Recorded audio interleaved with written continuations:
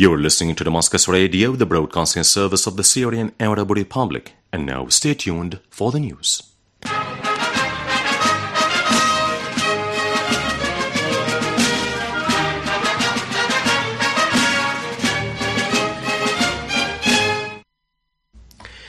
Good evening, ladies and gentlemen. This is Damascus Radio, and it's time for our news for tonight. Read jointly by Randa Qaddura and Basim Bagdash. Prime Minister Dr. Wael Halaqi underlined the important role of Arab organizations and syndicates in bolstering the Arab solidarity and confronting Western and U.S.-Israeli projects and plots against the region. During a meeting with a delegation from the Yemeni Teachers Syndicate on Sunday, Premier al-Halaqi lauded the support of Syria shown by organizations, parties, movements and syndicates, particularly Yemeni ones. Al-Halaqi underlined the government's efforts to bolster the Syrian economy in the face of the economic war and unjust embargo imposed on the Syrian people, asserting that Syria managed to withstand a methodical war on the infrastructure and strategic sectors such as oil fields, grain silos, power stations, hospitals, universities, schools, and utilities. He affirmed the Syrian people's commitment to rebuilding and continuing the educational process in defiance of extremist Takfiri mentality, underlining the role of teachers in rebuilding generations on the basis of science and knowledge. In turn, members of the delegation affirmed that the Yemeni people support Syria, as should every honest person and Arab, voicing readiness to stand alongside the Syrians in the face of the war waged upon them. They said that Syria's victory is imminent and close at hand, and that the Syrian people are more than capable of overcoming the current difficult circumstances and emerging stronger than before. Later, Premier al-Halaqi met another Yemeni delegation from the One Arab Nation organization chaired by Yahya Muhammad Saleh. He stressed the need for Arab nationalist parties to bring back the nation's unity and momentum by rallying forces, boosting solidarity, and standing together in the face of the vicious attack targeting the Arab nation, including Syria. Al-Halaqi said that the visits of Arab and foreign delegations to Syria during the current circumstances show that the public opinion understands what is happening in Syria and realizes the nature of the conspiracy against it, asserting at the same time that Syria confronted this conspiracy with the will of its people and the wisdom of its people, with the army pursuing terrorists while the government works to bolster the national economy and uncover the lies of biased media. On his part, Saleh affirmed that Yemeni parties stand alongside the Syrian people in their defense of the Arab people, asserting that the war against Syria is part of a plot targeting the entire Arab nation. Minister of Information Omran Zabi said that Syria will adhere to the Russian-US plan on the chemical weapons in Syria as soon as the UN approves it.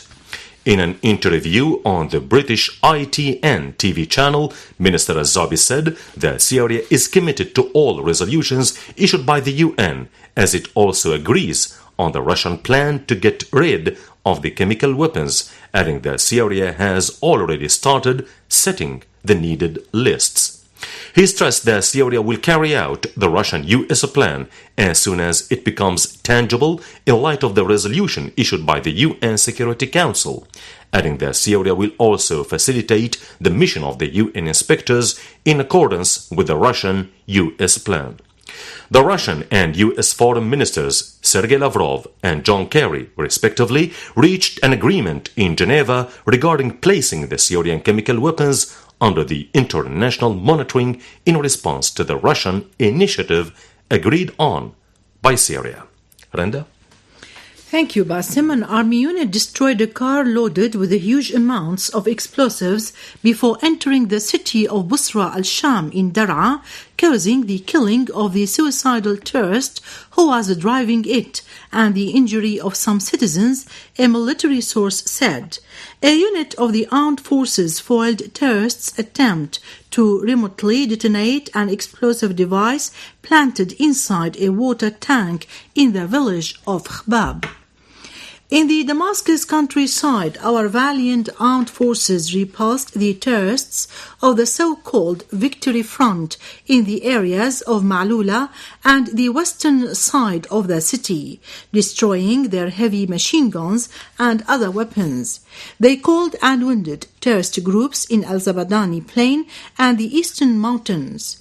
Groups of terrorists were also destroyed in several other areas around the city. In the eastern Ghouta, our forces destroyed a mortar gun in Adra and killed at least 20 terrorists, most of them non-Syrians, including a number of their leaders. In Homs, Dr. Fayrouz Al-Musa, member of the regional leadership of the Ba'ath Party, toured the examination centers in the College of Engineering, the musical faculty, and the centers of student admission in Al-Ba'ath University. She joined the students in sit-in to condemn aggression on Syria. She also visited a number of roadblocks erected by the Syrian army in the governorate of Homs. In Latakia, the Minister of Higher Education toured the examination centers in a number of faculties in Tishrin University. He stressed the necessity of exerting more efforts to take care of student affairs and to facilitate their work. Worldwide manifestations of solidarity with Syria and rejection of the US and Western threats of launching an aggression are gaining momentum daily and taking various forms, including seminars, sit-ins, and rallies. More details are in the following report. And anti-war activists and supporters abroad are sharing the Syrians their rejection of the threats by Western sides against their country. Members of the Syrian community in France staged Saturday a protest in Charles de Gaulle Square in Rion City, denouncing any military intervention in Syria. In Canada, Syrian expatriates and a number of Canadian anti-war associations and clergymen organized an event in Montreal to express solidarity with the Syrian army and leadership until achieving victory. The participants voiced their rejection of the false allegations circulated by the Western media against Syria and its people, considering that the capitalist interests are the motives behind launching an aggression on Syria. A march was organized by the Syrian Honorary Consulate in Curitiba city in the Brazilian state of Parana in support of Syria and rejection of any potential attack against it. Some 25 leftist organizations and Islamic and Christian associations participated in the march, during which the Syrian flags were raised. Placards in the hands of the participants showed slogans denouncing all forms of foreign intervention in Syria.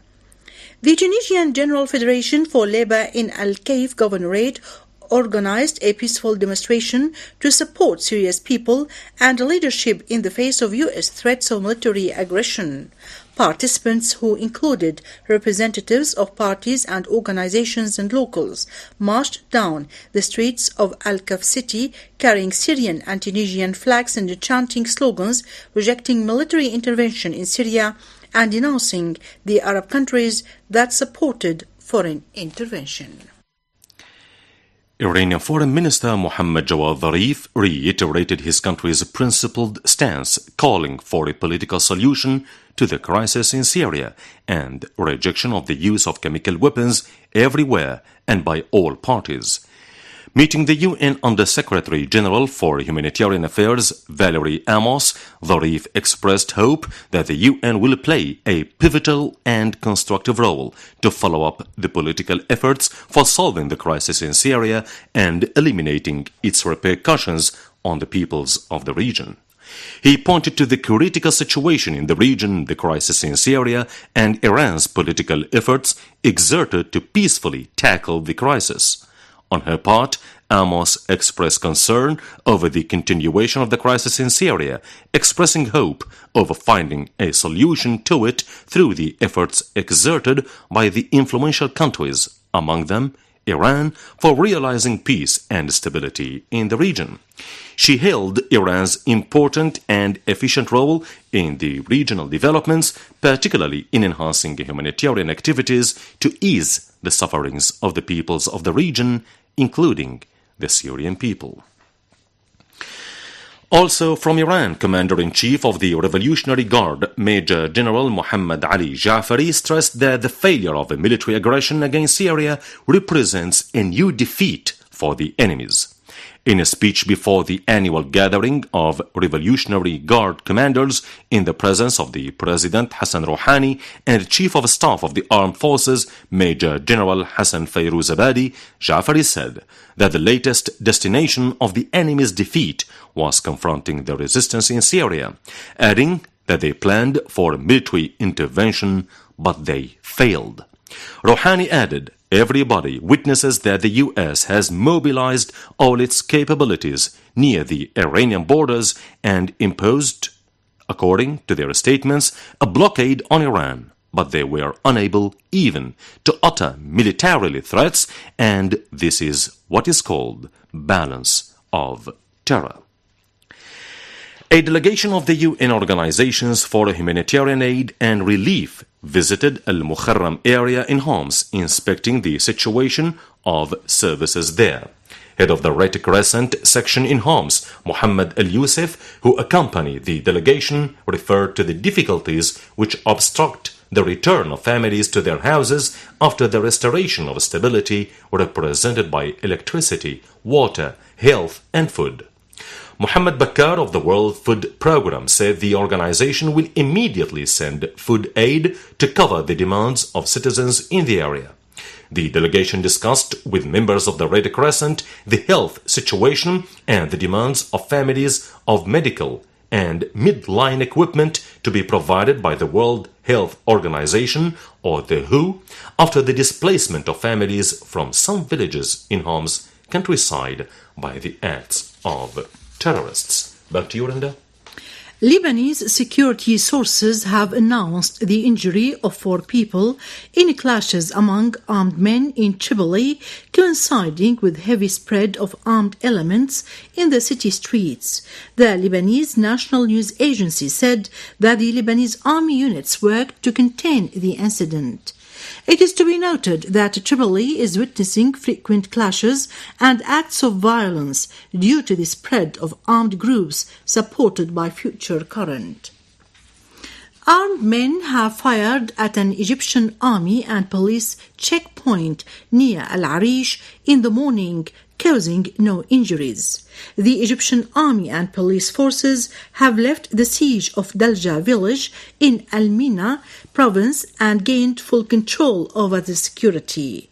It is to be noted that Egyptian security force had earlier yesterday asserted that the army and police are continuing their military campaign to eliminate the rest of terrorist groups in Sinai.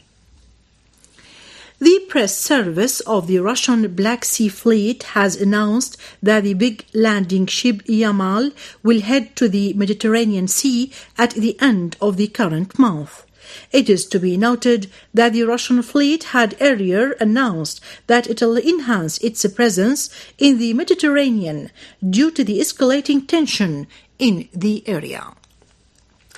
And now over to the final item in our bulletin, which says an explosion has taken place in Hoop area in Baluchistan state in Pakistan, targeting a fuel truck carrying fuel to the NATO forces in Afghanistan, causing a huge fire affected at least 9 trucks yesterday. It is to be noted that the operations of fuel transfer to the NATO forces in Afghanistan were resumed through Pakistan 2 weeks ago after 4 months of suspension due to frequent attacks on the supply convoys, as Pakistan is considered as main passage for the supply convoys to the NATO forces in Afghanistan. With that last item, ladies and gentlemen, that came from Pakistan, we end our news for tonight. Thank you very much for joining us.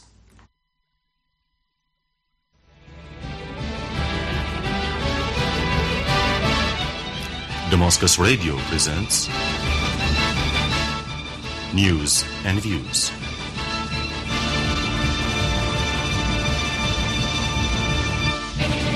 Good evening, dear listeners, to all of you. According to the British Times, the flow of foreign terrorist recruits into Syria has increased significantly in the past 2 or 3 months, according to diplomatic sources, analysts, and members of the Syrian opposition. Syria has replaced Afghanistan, Pakistan, and Somalia as the favorite training ground for jihadists and terrorists. Counter-terrorism experts acknowledged the presence of so many jihadists in Syria, some of them combat-proven militants from Iraq and Chechnya, possess the biggest challenge for the US and the other countries who have decided to arm the opposition forces.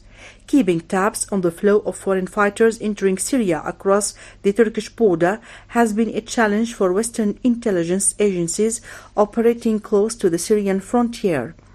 The increase in foreign fighters in Syria is causing alarm among Western intelligence services because they fear that European jihadists will return to their own countries and plot terrorist strikes. Syria has become the predominant jihadist battlefield in the world. Matthew Olson, director of the U.S. National Counterterrorism Center, has said there are individuals traveling to Syria, becoming further radicalized, becoming trained, and returning as part of a global jihadist movement to Western Europe and potentially to the United States, he said. There are underground networks in Turkish towns on the border with Aleppo and Raqqa, said Charles Lister, and when they arrive in Syria, they are deployed into 3 groups: Al-Nusra Front or Jabhat al-Nusra, the main jihadist unit, allied to Al-Qaeda and headed by Abu Muhammad al-Golani, a Syrian; Jaish al-Muhajirin wal-Ansar, Jaish al-Muhajirin wal-Ansar, a multinational group of Islamist militants created under the leadership of Abu Umar al-Chechen, a Chechen who fought against the Russian army in Chechnya, and to the Islamic State of Iraq and the Levant, and al-Qaeda-linked group led by the Ibrahim al-Badri, also known as Abu Bakr al-Baghdadi. Thus, the US and its affiliates are involved in a crazy war against Syrians. The anti-Syria countries are involved in the recruitment, training, and arming the terrorist groups. The long-awaited for political solution in Syria is needed, conditioned to a UN-turned change of policy by such countries.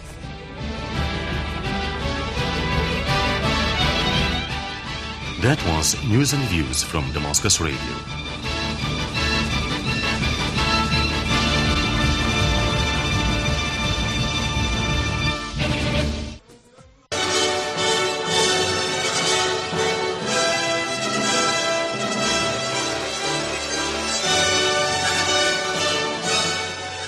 Damascus Radio presents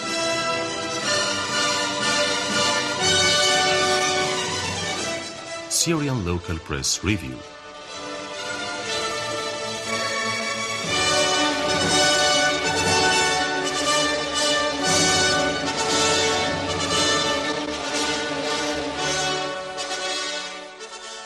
Hello, dear listeners, to all of you. Newspaper issued in Damascus highlight the following. During a meeting with a delegation from the Yemeni Teachers Syndicate, Prime Minister Dr. Wael al-Halqi underlined the important role of Arab organizations and syndicates in bolstering Arab solidarity and confronting Western and US-Israeli projects and plots against the region. He lauded the support for Syria shown by organizations, parties, movements, and syndicates, particularly Yemeni ones. In turn, members of the delegation affirmed that the Yemeni people support Syria, as should every honest person, and are voicing readiness to stand alongside the Syrians in the face of the war waged upon them. In his meeting with the same Yemeni Delegation currently visiting Syria. Speaker of the People's Assembly, Muhammad Jihad al-Laham, said Syria will remain unbowed, strong and undivided against the conspiracy that has been targeting it for 2 years. Deputy Foreign and Expatriates Minister Dr. Faisal Miqdad also met with the Yemeni delegation, discussing with its members the attacks the two countries are facing and the role of political parties in confronting them. He said that the conspiracy targeting Syria is motivated by Syria's support for the Palestinian cause and its resistant role for liberating its lands and all occupied Arab lands. Assistant Secretary General of Al-Ba'ath Arab Socialist Party Abdullah Al-Ahmar stressed that solving the crisis in Syria will be purely Syrian, away from dictates and foreign interference in its domestic affairs. Journalist Fakhruddin Hassan was martyred as a terrorist explosive device blew off a bus on Idlib-Mastuma highway. 2 citizens were injured by mortar shells fired by terrorists in Damascus, also in Deir ez-Zor city. 1 citizen was martyred and injuring other, in addition to causing martial damage to the area. A military source announced that the army units restored security and stability to several villages in Homs. Operations continued against the terrorist hideouts in Damascus countryside and killed a number of Jabhat al-Nusra terrorists in the mountains and west side of Ma'lula city. In Homs and Deir ez-Zor, army units clashed with terrorists and destroyed their weapon. Iran welcomed Syria's accession to the Chemical Weapons Convention, but at the same time urged the international community to exert pressure on the Zionist entity to join the international convention.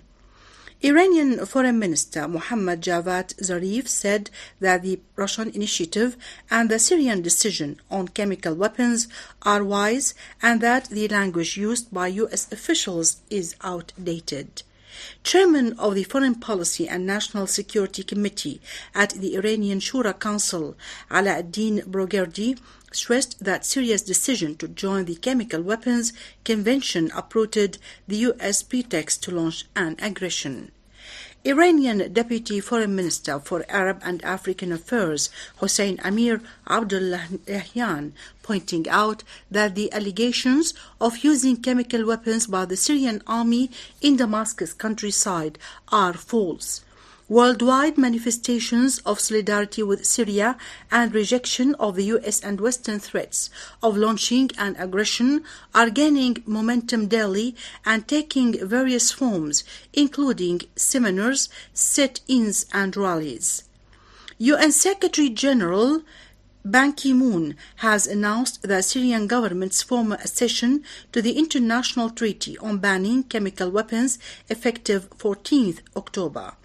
NATO Secretary General Andre Fogh Rasmussen has welcomed the agreement reached between the U.S. Secretary of State John Kerry and the Russian Foreign Minister Sergei Lavrov on the elimination of the Syrian chemical weapons. Chinese, Austrian and Japanese foreign ministers announced their countries' welcome of the Russian-U.S. agreement on the chemical weapons in Syria. In its editorial, Athora writes about the chemical weapons in Syria, quoting U.S. Secretary of State John Kerry as saying, "The U.S.-Russian agreement on the chemical weapons in Syria is a step forward towards solving the crisis in Syria politically." Kerry added, "We have to continue in the course that we started for reaching a solution to the crisis in Syria, not only for solving the chemical weapons issue. We announce commitment to achieving these goals and hope that the other parties concerned in the region will play their role."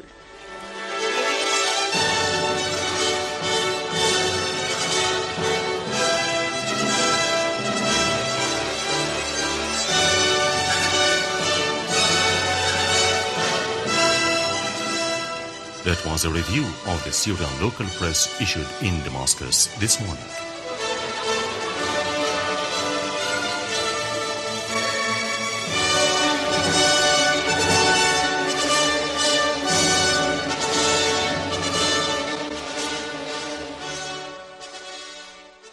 In an article published in Al-Akhbar newspaper in English, Asad Abu Khalil talks about the great Palestinian writer Ghassan Kanafani, saying that the Arabs in cyberspace around the world are commemorating the anniversary of the terrorist murder of Ghassan Kanafani at the hands of the Israeli terrorists in Beirut. He was murdered in cold blood by an explosive device under his car, which also killed his niece. Facebook pictures carried his portrait and lines from his writings were being circulated. Western media had other concerns. Ghassan Kanafani never carried a gun, even though he was entitled to carry more than one, given that it was gun Zionism that took over his homeland. Ghassan Kanafani was a writer, artist, and a dreamer. He also was a lover.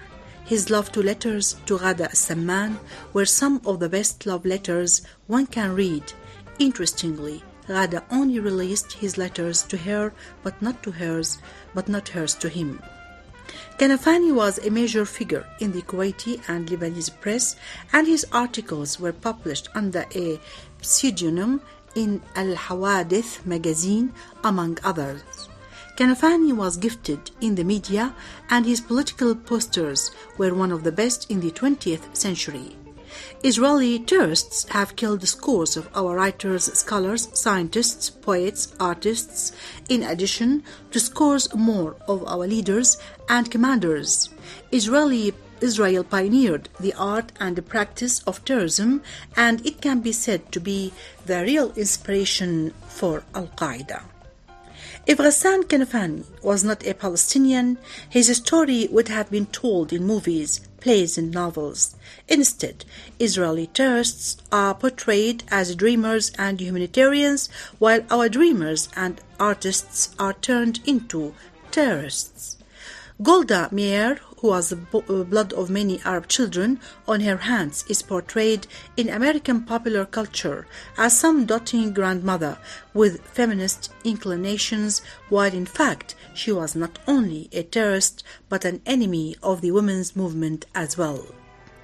Ghassan Kanafani represents all the passion of Palestinian struggle. Israeli terrorists are threatened by every act of Palestinian defiance, whether in arms or in words. In April 1973, Ehud Barak led a command of terrorists who killed Palestinian poet Kamal Nasser, another man who never held a gun in his hand, but Israeli calculations are flawed. They kill one Palestinian or one Arab after another on the assumption that his death would kill the dream of extinguish the flame or end the project. Israeli calculations are so foolish that they seem to be premised on the notion that Palestinian mothers can't give birth anymore. Yet, after a year, we prove that we have not forgotten Ghassan Kanafani and that we have not forgiven his killers. Yet, year after year, we look at his pictures and stare at his eyes and know that something big happened when Kanafani was killed. Year after year, we reread his word and insist on the continuity of the project that he represented. Israelis habitually cover up their war crimes and massacres by lies, fabrications, and distortions. They lied to the world and claimed that Ghassan Kanafani wrote his novels and painted his posters with a gun. Yet, his pen and a brush proved to be stronger than the Israel gun that killed him, Asad Abu al-Khalil. That was Listeners Overseas from Radio Damascus. Dear listeners and dear friends, I remind you, don't forget to write us letters on the following address: Damascus, Syria, English section. Our post office box number is 4702, Syrian Arab Republic. And finally, dear listeners and dear friends, greetings from our sound technician Hamdi Shweki, and also from me and Daqatura, wishing you to have a very pleasant time to all of you. Bye-bye. You're listening to Damascus Radio, the broadcasting service of the Syrian Arab Republic. Before we sign off the national anthem, here is a final look at the news summary. Prime Minister Dr. Wa'il Halaqi underlines the important role of Arab organizations and syndicates in bolstering Arab solidarity and confronting Western and U.S. Israeli projects and the plots against the region. Minister of Information Amran Azabi says that Syria will adhere to the Russian-US plan on the chemical weapons in Syria as soon as the UN approves it. Iranian Foreign Minister Mohammad Jawad Zarif reiterates his country's principled stance, calling for a political solution to the crisis in Syria and rejection of the use of chemical weapons everywhere and by all parties. Commander-in-Chief of the Revolutionary Guard Major General Muhammad Ali Jafari stresses that the failure of a military aggression against Syria represents a new defeat for the enemies. Lebanese security source announces the injury of 4 people in clashes among armed men in Tripoli, coinciding with heavy spread of armed elements in the city streets. And armed men fire at an Egyptian army and police checkpoint near Al Arish, causing no injuries.